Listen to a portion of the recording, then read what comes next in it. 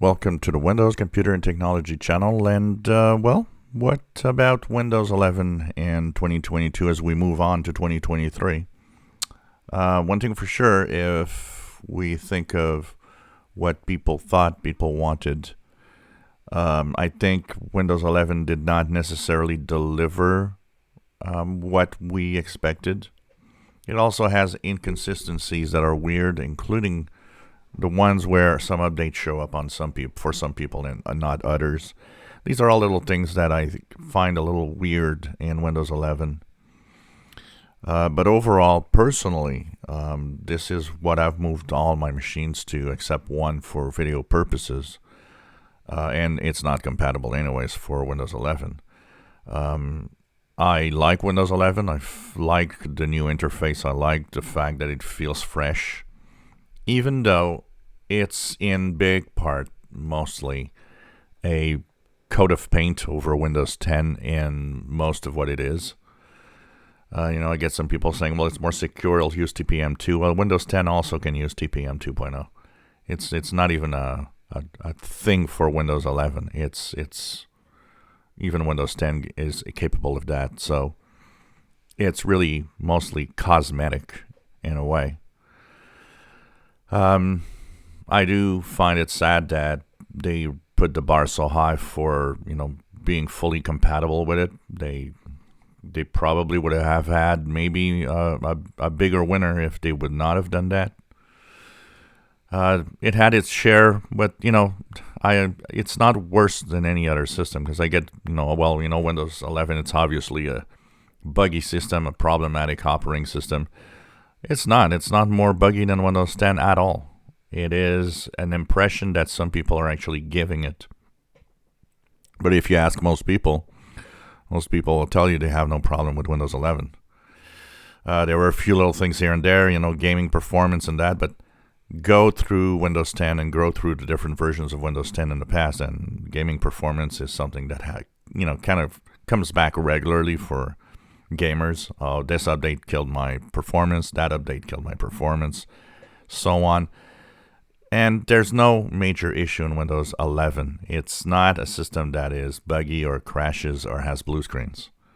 And one of the obvious reasons why it is not is because it's based on Windows 10, which is a rock-solid operating system.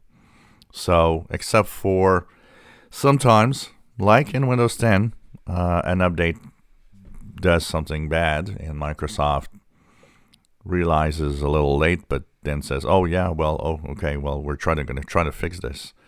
In general, Windows 11 is fine. It is not a buggy system. Anybody that has never used Windows 11 hears people saying, "Oh, it's such a bad system."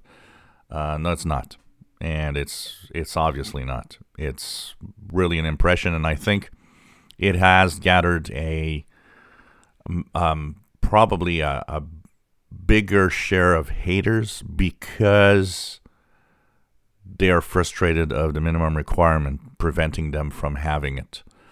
And so that is much more where I see the hate coming from than actual real problems.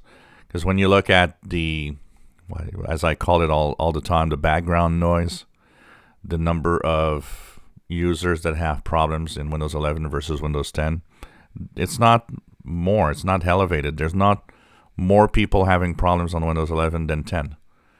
Like, there's no more people having problems on Windows 10 than there were on Windows 7. And we got to be careful with the impressions because obviously, who complains? Who says, what they think? Not the people that are happy. They're quiet. They're happy. It's the people that have problems. And, people want to vent. People want to talk about their problems, which, gives an impression, which is not necessarily the way it is in reality. So, personally, I'm happy with Windows 11. I'm going to be interested to see what 2023 brings. But unfortunately, I find that it lacks in being more consistent in the way that it updates stuff. And, I think Microsoft needs to listen a little more to to its users for certain aspects of certain things. There are things that I do not care much about. For example, one of the biggest complaints is, well, when I right click on the taskbar, I don't have my standard menu and so on. I personally don't really care about that. It's easy to adjust yourself and right click on the start button instead, and you've got the options there. There are no missing options. I see people always saying, well, Windows 11 has missing options that we have on Windows 10. Well, they're not missing. They're different or at other places than you're expecting to have them. Because there's nothing you do on Windows 10 that you cannot do on Windows 11. You just have to do it in a different way. And I think a lot of the problems that I see are much more usability. You're used to clicking this and right-clicking that to have access to whatever menu you need, and it's not there. And it's not there not because they can't implement it. It's not there because they chose to clean up. And some people didn't like that, and some people don't like that. And, we all have our habits, basically. So definitely there are people that are not going to be happy with some of the changes. But overall, I like Windows 11, and I'm happy to have moved all my machines to Windows 11. I said it all the time. If you have a new machine, go to Windows 11. I would go there. I would not hesitate to tell somebody to go there.